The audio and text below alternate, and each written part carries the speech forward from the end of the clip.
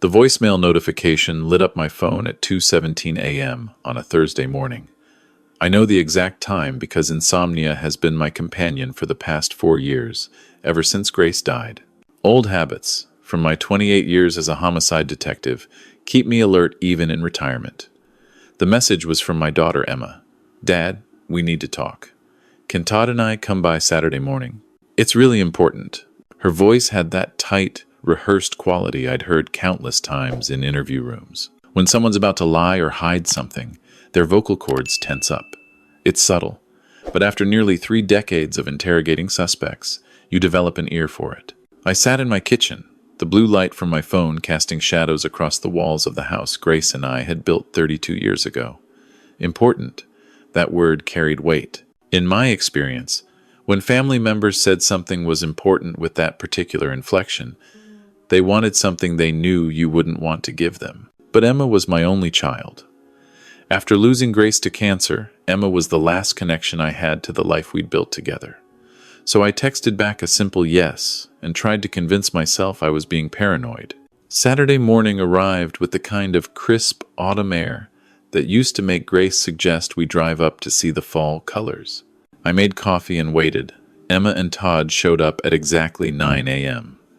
Emma looked exhausted, dark circles under her eyes that makeup couldn't quite hide. Todd, my son-in-law of 7 years, wore pressed khakis and a polo shirt, carrying a leather messenger bag. That detail stuck with me. Who brings a messenger bag to visit their father-in-law on a Saturday morning? "Hey, Dad." Emma hugged me, but it felt mechanical, like she was going through motions. "You look good." I'd lost 15 pounds since Grace died, and Emma knew it. The compliment felt false, another red flag. They settled on my couch, the same leather couch where Emma had fallen asleep during countless movie nights as a kid, where Grace and I had taught her to read. Todd opened his messenger bag with practiced efficiency, pulling out a yellow legal pad and a manila folder. "Dad, we wanted to talk to you about your living situation." Emma's voice was gentle, the tone she'd use with a frightened child. "This house, it's a lot for one person to maintain. The yard, the repairs, the stairs. We've been worried about you." I took a sip of coffee, keeping my face neutral. It's something you learn as a detective. Never react too quickly. Let them talk. People reveal more when they're trying to fill silence. Todd jumped in. "What Emma means is, we've been researching options. Senior living communities. Places designed for active adults like yourself. Built-in social activities, maintenance-free living, emergency medical response." He slid a glossy brochure across my coffee table. "We visited this place called Heritage Hills. Beautiful facility. Really top-notch." I glanced at the brochure. Smiling seniors playing cards, pristine gardens, a community center. Monthly pricing starts at $7,200. I did the math instantly. $86,400 per year. That would eat through my savings in under a decade. "I appreciate your concern, but I'm managing fine. I'm 64 years old, not 94. I still run 3 miles every Tuesday and Thursday. I manage my own finances, cook my own meals, maintain this property." Emma leaned forward. "Dad, last month you forgot about our dinner plans. Twice. And when I was here in August, you couldn't remember where you'd put your car keys. These are warning signs. Early dementia runs in families, and Grandpa had Alzheimer's." I hadn't forgotten any dinner plans. I'd canceled once because I had a stomach virus, and the second time Emma had changed the date via text, and I'd missed the notification. As for the keys, I'd been looking for my reading glasses, not keys. But I said nothing. Just watched Emma's hands. She was twisting her wedding ring, turning it around and around her finger. Stress, behavior, whatever she was about to say next was the real reason for this visit. "There's something else." Todd pulled out papers from his folder. "We think it would be wise to establish a power of attorney, just as a safety net. If something happened, if you got sick or injured, Emma could help manage your affairs. Your bank accounts, this property, medical decisions. It's really just a formality, a precaution. 28 years of detective work teaches you to recognize a con when you see one. Power of attorney meant giving someone complete access to everything. My accounts, my property, my life. And the fact that they'd brought printed documents to this conversation meant they'd already decided this was happening. I need to think about it. That was all I could say without revealing that every instinct was screaming warnings. After they left, I sat in my study, the room where I used to review case files, late into the night. Grace's photograph smiled at me from the bookshelf, taken on our 20th anniversary. "What do you think, sweetheart?" I whispered. "Am I being paranoid? Or is something wrong?" But I knew Grace would tell me to trust my gut. She'd seen me crack cases that seemed impossible because I'd noticed details no one else caught. I pulled out my laptop and started investigating, just like I would any suspicious case. First, I searched Heritage Hills. The website looked professional, but the pricing section made my detective senses tingle. Base rent was $7,200, but medical care, specialized memory care, and enhanced services pushed monthly costs to over $12,000. At that rate, I'd burn through my retirement savings in just over 6 years. Then I checked my bank account, something I did weekly out of habit. Everything appeared normal at first, but I'd trained myself to notice anomalies. 3.5 months ago, someone had pulled my credit report. Not me. The inquiry came from Silverstone Property Management. I felt my pulse quicken. Someone had been checking if I qualified for a home equity line of credit on my fully paid-off house. I dug deeper into my filing system. I keep everything organized by date, a habit from decades of maintaining evidence logs. In my property documents folder, I found something I didn't remember filing. A property appraisal dated 2 months ago. Current estimated value, $562,000.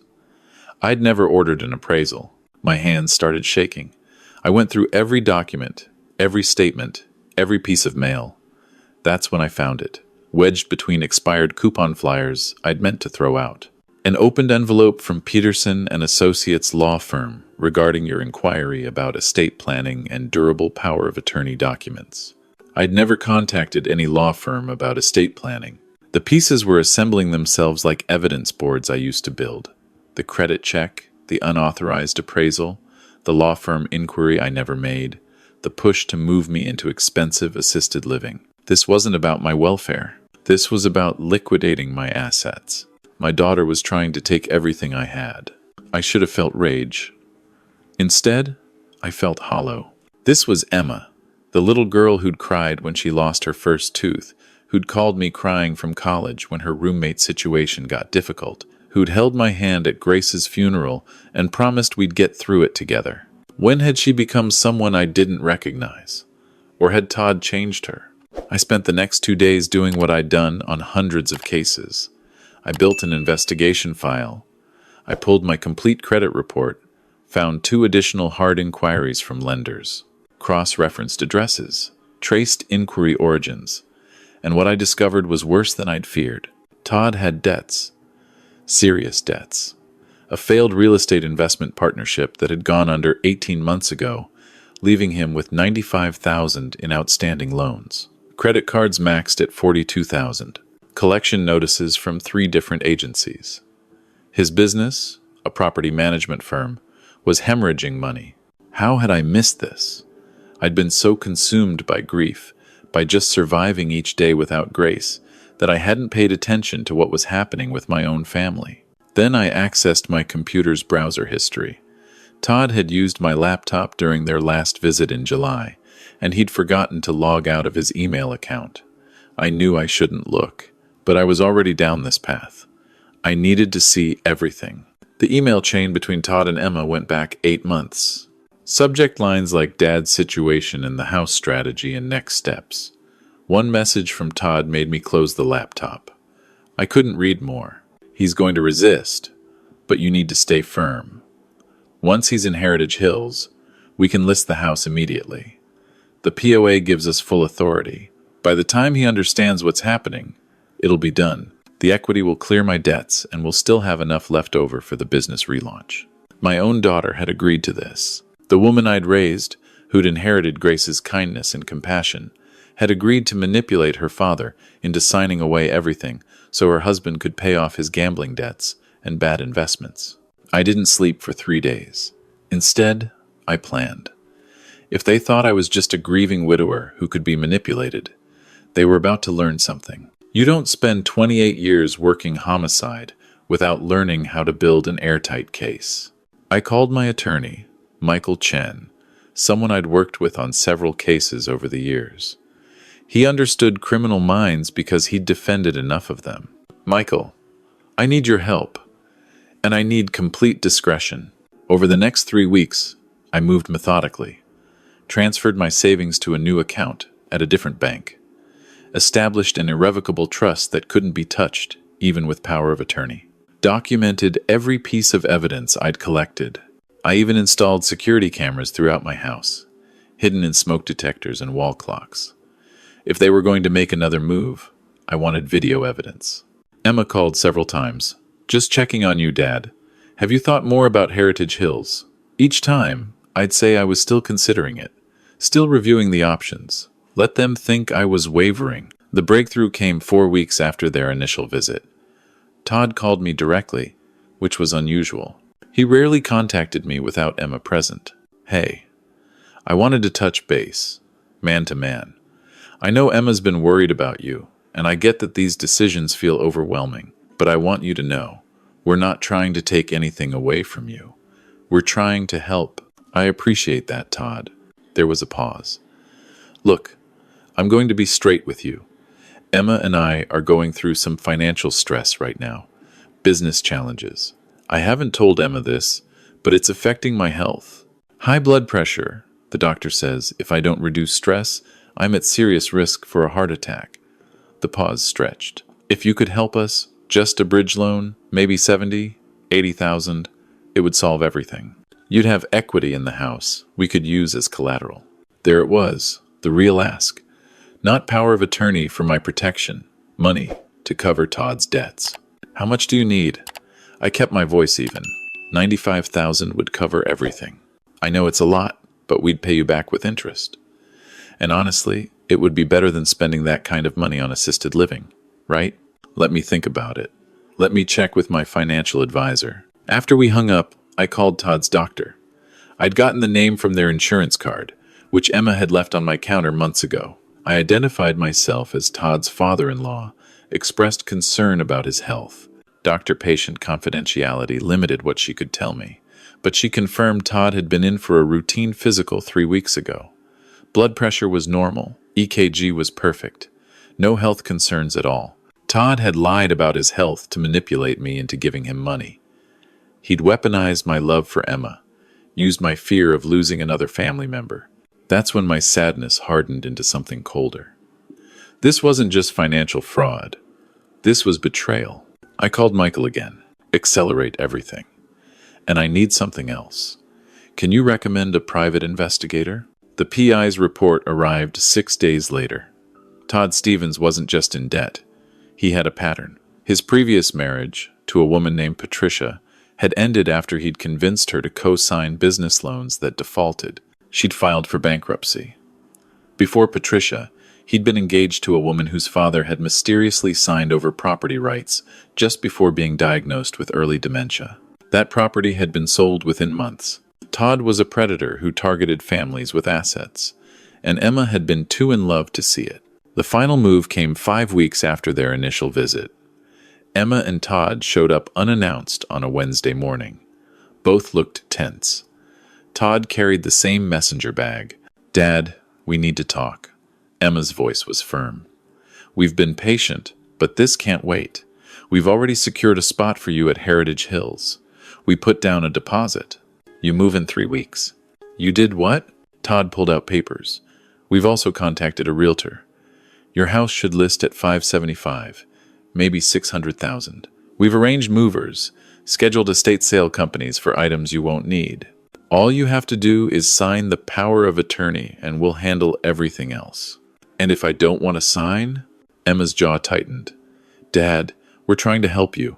You're showing clear signs of cognitive decline. The forgetfulness, the confusion, the inability to make sound decisions. We're your family. We know what's best." They were building their narrative, establishing a pattern of incompetence. So, when they eventually petitioned to have me declared unable to manage my own affairs, They'd have examples. I need to read these papers first. There's nothing to read. Todd's voice had an edge now. These are standard documents. Stop being difficult. Todd. Emma's warning came too late. No, Emma. We've been dancing around this for months. Your father is being stubborn and unreasonable.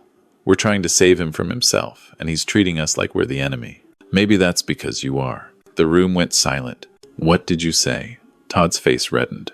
I stood and walked to my desk. From the drawer, I pulled out a thick, expandable folder. Investigation reports, financial documents, printed emails, the PI's findings about Todd's history. I dropped it on the coffee table with a heavy thud. Maybe that's because you are the enemy. You see, Todd, you made a critical mistake. You assumed that because I'm 64 and grieving, I'm stupid. That I wouldn't notice the credit inquiries I didn't authorize, the appraisal I didn't order, the law firm I never contacted. Emma had gone pale. Dad, what are you talking about? I'm talking about the fact that I spent 28 years as a homicide detective. I've investigated murderers, con artists, organized crime syndicates. I know how to read people, Todd. I know how to spot a lie. And I've been investigating you for 6 weeks. I opened the folder, pulling out printed emails between them. Financial records showing Todd's $95,000 in debts, maxed credit cards, failed business ventures. The PI's report on Todd's previous marriage, his pattern of financial exploitation. 2 previous relationships, I said, looking at Todd. 2 times you've convinced people to give you access to family assets. Patricia Stevens, bankrupt because of your business loans. Before her, Margaret Howell, whose father signed over property rights you sold within 3 months. Todd's face had turned to stone. The difference this time is that I'm not some confused old man. I see exactly what you are. And I've documented everything. I've transferred my assets to accounts you can't access, established a trust you can't touch, and if you try to proceed with any power of attorney, claim, or competency petition, I'll have you arrested for attempted elder fraud. I have evidence, I have witnesses, and I have resources. Emma was shaking her head, tears streaming down her face. Dad, I didn't know. About the other women, about the pattern. Todd said it was just helping you, that you'd be happier. Did you know he lied about his health? That he told me he was at risk for a heart attack to manipulate me into giving him $95,000? I pulled out the doctor's statement. His blood pressure is normal, Emma. Perfect health. He lied to use your father's love against him. Todd was already moving toward the door. This is ridiculous. Come on, Emma. We don't need this. But Emma didn't move. She looked at me with devastated eyes. Is it true? All of it? I handed her the folder. Read it yourself. She sank onto the couch, opening the folder with trembling hands. As she read, her face crumpled. Oh my God! Oh my God! What have I done? You chose him over me. My voice was quiet. You looked at your father and saw an ATM machine. You planned to put me in a facility so you could take everything I built with your mother. I thought I was helping you. Emma's voice broke. Todd said you were lonely, that you couldn't admit you needed help, that this was best for everyone. Emma, let's go. Todd's voice was sharp from the doorway. But Emma was reading the emails now, her own words staring back at her. By the time he understands what's happening, it'll be done. She looked up at me with horror. I wrote that. I actually wrote that about my own father. Yes, you did. She stood, walked to where Todd stood, and looked at him like she was seeing him for the first time. Get out. What? Get out of my father's house. Emma's voice was cold. I'll file for divorce Monday morning. Todd's mask finally cracked. You're choosing him over me? After everything I've done for you? Everything you've done? Emma's laugh was bitter.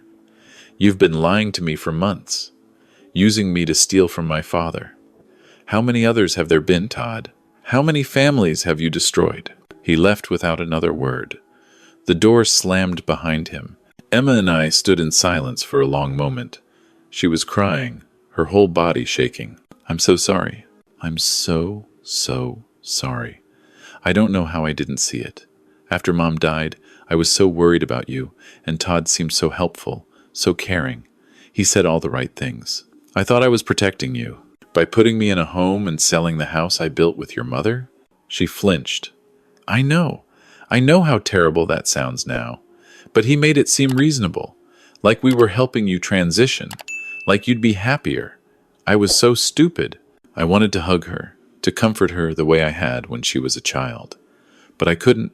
Not yet. You need to leave now, Emma. She nodded, gathering her purse. Can I call you? Someday? Maybe. After you've figured out who you are without Todd telling you what to think. She left, and I was alone in the house again. The silence felt heavier than it had in months. The divorce papers were filed 3 days later. Todd tried calling me, threatening legal action, claiming defamation. I had my attorney send him a single response: proceed, and I'll turn everything over to the district attorney's office. Elder fraud carries 5 to 7 years. He never contacted me again. Emma called once a week for the first month. I didn't answer. What was there to say? Then the calls became every 2 weeks, then monthly. 6 months after the confrontation, I received a letter, handwritten, 10 pages long. Emma's apology, her explanation, her process of understanding how she'd been manipulated. She'd started therapy. She was rebuilding her life. She was sorry, so desperately sorry. I read it 3 times before I responded with a simple note. I'm glad you're getting help. We can talk when you're ready. A year later, we met for coffee. She looked different, thinner, but stronger, clearer. She didn't make excuses, didn't try to justify anything. I lost myself, she said. After Mom died, I was so scared of losing you too. Todd used that fear. But that doesn't excuse what I did. I betrayed you. I chose money over my own father. Yes, you did. Can you ever forgive me? I don't know yet, but I'm willing to try. It's been 2 years now. Emma and I have dinner once a month. We don't talk about Todd or what happened. We talk about her new job, about the garden I'm planning for next spring, about memories of Grace. We're rebuilding, slowly, carefully. Some people say I was too hard on her, that I should have forgiven immediately. But I spent 28 years investigating crimes. I know that forgiveness, without accountability, isn't forgiveness. It's enabling. Emma had to understand what she'd done, had to face the consequences, had to choose to be different, and she has. She's not the woman who sat on my couch planning to institutionalize me so her husband could steal my assets. She's someone who made terrible choices and is working every day to be better. I'm 66 now, still in my house, still managing my own life, still independent. I've joined a local retirement group for former law enforcement. We meet weekly, share stories, play poker. It's not the life I imagined when Grace was alive, but it's mine. Sometimes I think about Todd. Wonder if he's found another target, another family to manipulate. I've made a habit of checking public records in neighboring counties, and I've sent anonymous tips to Adult Protective Services twice when I've seen his name connected to elderly clients. But mostly I focus on what I have. This house full of memories, my independence, my peace of mind, and a slowly rebuilding relationship with my daughter. Last week, Emma brought me flowers for my birthday. Grace's favorite, yellow roses. She didn't say anything, just hugged me and cried. I hugged her back. Maybe that's what healing looks like. Not forgetting, not pretending it didn't happen, but choosing to move forward anyway. As I sit here now, looking at those yellow roses in Grace's favorite vase, I don't feel angry anymore. Just sad for the time we lost, grateful for what we're rebuilding, and proud that I protected myself when no one else would. If there's one lesson I'd share with anyone facing something similar, it's this: trust your instincts. If someone's being too helpful, too insistent, too controlling, ask why. Your life is yours. Your assets are yours. And no one, not even family, has the right to take that without your consent. I learned that the hard way. But I learned it, and I'm still here, still standing, still in control. That's worth everything.